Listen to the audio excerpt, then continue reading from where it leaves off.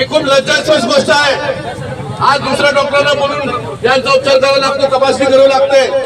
Please माझी request आहे, please यांच्याकडे लक्ष द्या कलेक्टर साहेब।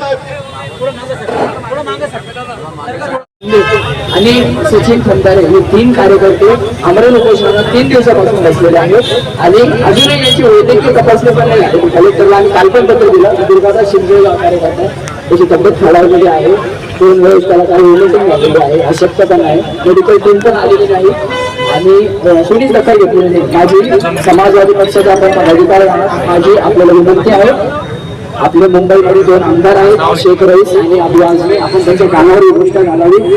शिक्षण मंत्री जे वैद्यकीय शिक्षण मंत्री हसन मुश्रीफ यांच्यापर्यंत हा मुद्दा गेलेला आहे, आपण त्यांच्याशी आज बोलून अबू आझमीशी आपलं बोलणं करावं आणि हा मुद्दा त्यांच्यापर्यंत आमचा पोहोचावा। त्यानंतर आपण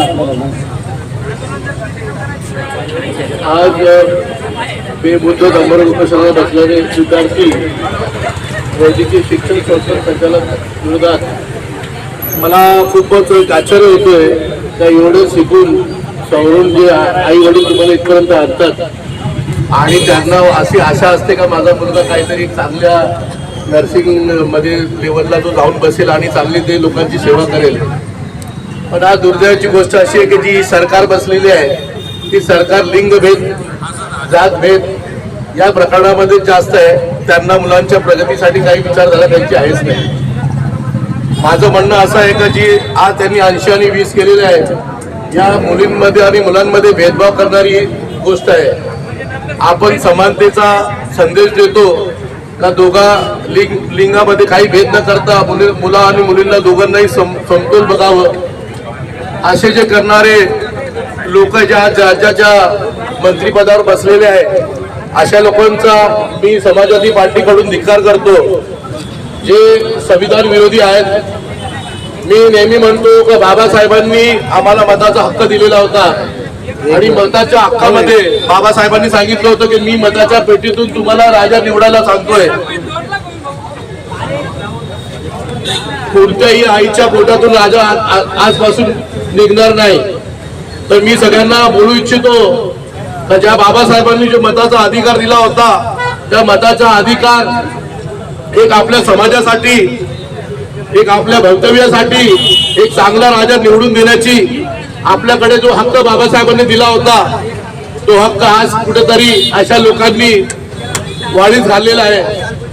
या लोकांना जनतेची काही फिकर नाही, या लोकांना फक्त जातीवाद, लिंग भेदवाद, संविधान विरोधी काम करण्याचे हे सगळे प्रयत्न करतायत। मी तुम्हाला समाजवादी पार्टीकडून पूर्णपणे पाठिंबा देतो आणि हे जे सरकार हे धोरण वापरतायत त्या धोरणाविरुद्ध समाजवादी पार्टी तुमच्या सोबत नेहमी उभी राहील।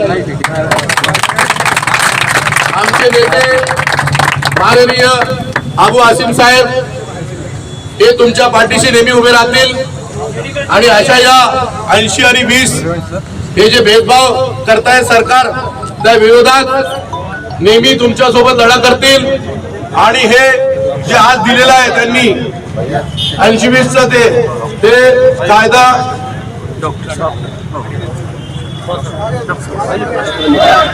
समाजवादी पार्टीतर्फे आपल्याला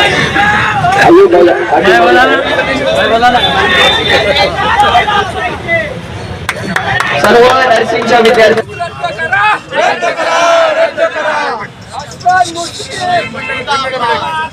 द्वारा भेदभाव कर रहे हैं। लड़कियों को 80% और लड़कों को 20%, ये कौन सा इंसाफ है? संविधान भी इसकी सम्मति नहीं देता। तो मैं सरकार से गुजारिश करना चाहता हूँ कि ऐसे भेदभाव करके बच्चों को निराश ना करें। इनके जो माँ बाप हैं उनको बड़े उम्मीदों से पढ़ाते हैं, गरीबी से अपने पेट काट के मेहनत करके बच्चों का आज पढ़ाते हैं, उनका बच्चों का हक भी गवर्नमेंट मार रही है। हम नहीं चाहते कि लड़का और लड़की में कोई भेदभाव हो, इनमें समता हो और क्वालिफाई के हिसाब से आप जो उनको नौकरियां दीजिए। समाजवादी पार्टी के नेता अबू आसिम आजमी साहब हमेशा ऐसे ही मुद्दों पे लड़ते आए हैं और हम आसिम भाई से ये गुजारिश करेंगे कि आसिम भाई इन लड़कों को इंसाफ मिले उसके लिए आप इनके साथ खड़े रहें और इनके साथ में इस लड़ाई में साथ दें। मैं यू पटेल महानगर अध्यक्ष समाजवादी पार्टी औरंगाबाद। ही खूप लज्जास्पद गोष्ट आहे। आज दुसऱ्या डॉक्टर डॉक्टरांना बोलून यांचा उपचार करावा लागतो, तपासणी करावी लागते. प्लीज मी याची रिक्वेस्ट आहे, प्लीज यांच्याकडे लक्ष द्या कलेक्टर साहेब.